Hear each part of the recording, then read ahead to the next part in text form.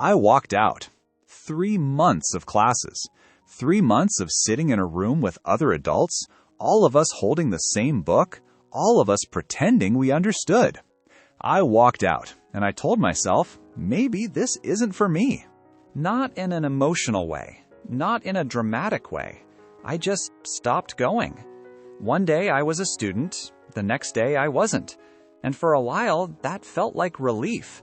No more feeling stupid in front of strangers. No more pretending I was making progress when the words still sounded like noise. But here's the thing about quitting. It doesn't feel like quitting when you do it. It feels like finally being honest with yourself. I told myself, some people just aren't made for languages. Maybe I'm one of them. And that lie felt warm. For weeks, I didn't think about English, didn't open a book, didn't watch a movie, didn't practice. I just existed. And existing felt easier than failing. But here's what I didn't know then. Here's what I couldn't see from inside that quitting feeling. The quitting wasn't the problem. The quitting was information. My brain was telling me, this way doesn't work. Find another way. I just didn't know how to listen yet. So what happened? What made someone who quit, someone who walked out, spend the next 10 years doing the exact thing they ran away from? That's what we're about to get into. But before I tell you what happened, you need to understand where I started. Day 1 of mirror practice. I'd read somewhere, probably in one of the English learning forums I used to scroll, that talking to yourself in the mirror helps. Helps with pronunciation, helps with confidence, helps with everything. So I stood there, bathroom door closed, 5:47 in the morning, my reflection looking back at me, waiting. The light was that weird blue of early morning, the kind of light that makes everything feel like a dream, or a nightmare. I wasn't sure which. I opened my mouth, and the sound that came out? Wrong. My mouth was moving. My tongue was doing what I thought it was supposed to do. But the sound, it wasn't the sound from the movie. It wasn't the sound from the app. It was mine. And mine sounded wrong. Not just wrong, foreign. Like the sound belonged to someone else, and I was just borrowing it. I tried again. Same result. Again. That feeling when you want to speak, but your mouth won't move the way it needs to? I felt that. Not once. For months, I'd stand there, repeat the same sentence, pause, repeat again. The glass would fog from my breathing. My reflection would disappear behind the steam, and I'd think, no one is watching this. No one will ever know I tried. So why am I still standing here? I could hear the water heater clicking on in the next room, the faint sound of a car passing outside, my own breathing, loud in the small space, and my voice, over and over, trying to sound like someone I wasn't. At first, my mouth felt raw, like skin rubbed raw. You know that feeling when you've been walking too long and your heel starts to burn? That was my mouth, raw, tender. Every word hurt. But day after day, something shifted. The rawness started to fade. The words didn't cut as much. My brain was beginning to callous. That word, calloused. I learned it years later from one of the books that shaped how I think about struggle. It means skin that gets hard and strong from repeated rubbing, from not running away from the friction. I didn't have that word back then. I just had the feeling. And the feeling was, this is getting easier. Not because I was getting better, because I was getting harder. Quitting visited that morning, knocked on the door of that bathroom, whispered, "You tried. This is who you are. It's okay to stop." I didn't answer. Not yet. But quitting was loud that day. And then something shifted. I'll tell you what. A few weeks later, I opened one of those vocabulary books. The 504 book. Some of you know it. First day. First word. I remember sitting there, looking at this one word and thinking, this is pointless. One word. What is one word going to do? I felt the pointlessness so deeply, I almost closed the book right there. But I didn't. I stayed. I read the definition. I read the example sentence. I closed the book. And the next morning, I opened it again.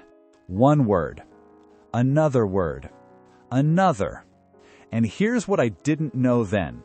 Here's what one of the books that changed how I think about difficulty, one of the hardest books I've ever read, here's what it calls this: the callousing process. That book has a famous line, "Stay hard." And when I first read it, I thought it meant something else. I thought it meant be tough, be strong, don't show weakness. The kind of toughness you see in movies, jaw clenched, muscles tight, never breaking. But sitting here now, 10 years into this language, I think it means something smaller. Stay hard doesn't mean never feel pain. It means feel the pain and stay anyway. For me, that morning in the bathroom, hand on the sink, quitting knocking, stay hard meant stay.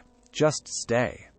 Not heroic, not impressive, just don't leave. I didn't know any of that when I was standing in that bathroom. I just knew my hand stayed on the sink, and that turned out to be enough. That's the callous. Not toughness, just staying. One morning at a time. I didn't know that word, calloused, when I opened the 504 English book. I just knew the word felt pointless. But I stayed. That's the theory. But here's the real question. How do you actually do this in daily life, when the discomfort is real and no one's watching? I want to pause here for a minute. Not to teach you something, just to let that land. Stay hard. 2 words. But for me, they've become something else. Something quieter.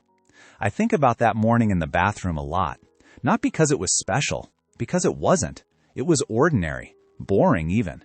Just a person standing in a bathroom, not running away from themselves. The book would call that callousing the mind. I call it Tuesday. But ordinary moments stacked on top of each other, that's what calluses are made of. That's what fluency is made of. That's what anything worth having is made of. I can still feel the sink under my hands sometimes, the cold porcelain, the fog on the mirror, the silence after quitting, stopped talking, and I think, that was enough. Just staying was enough. That quote stayed with me. And then, last week, it showed up again. Day 14. I'd been doing this thing, waking up early, before anyone else, before the sun sometimes, and I'd sit there with my phone in one hand and the 504 book in the other. The phone had everything: social media, messages, videos, easy dopamine. The book had one word. Again, I remember the weight of both. Phone, light, familiar, warm from being in my pocket all night. Book, heavier, paper cold from the window near my desk. One felt like comfort. One felt like work. This particular morning, day 14, I sat there, 6:47 a.m., phone in my left hand, book in my right, and I realized I have to choose. Every morning I have to choose. One leads to progress. One leads to, I didn't finish that sentence. I didn't need to. I chose the book. And here's the part that doesn't sound dramatic, but changed everything. I didn't choose the book because I was motivated. I chose it because I'd chosen it 13 times before. The choice was easier because the callus was forming. That's accountability. No one watching, no one checking. Just me and the choice. The book calls it taking souls, but for me, it was just choosing the book. Choosing the cold paper over the warm phone. Choosing the word over the scroll. But then, day 14, quitting knocked again. I was standing in front of the mirror. Same sentence I'd been practicing for 2 weeks. Still wrong. Still felt wrong. And quitting didn't whisper this time. It sat down next to me, on the edge of the sink, looked at my reflection and said, 14 days, 14 mornings, and you still sound like this. What's the point? I sat there, hand on the sink, quitting, waiting for an answer. The silence in that bathroom was louder than any word I'd ever tried to say. I could hear my own heartbeat, feel it in my fingertips. The mirror was fogging again. My reflection was disappearing. And for a moment I thought, maybe quitting is right. Maybe this is who I am. I didn't have an answer. I just didn't leave. Later, I learned about the cookie jar. The book says, when you're struggling, reach back into your cookie jar. Past wins, small victories, and grab one. Remember, you've done this before. You can do it again. That morning, I didn't have a cookie jar. I had nothing. No wins, no victories. Just 14 mornings of sounding wrong. But I stayed anyway. Quitting knocked. I didn't open the door. And that moment, that stupid, unremarkable moment of just standing there, that was my first real win. Not fluency, not confidence, just staying. See you in the next video.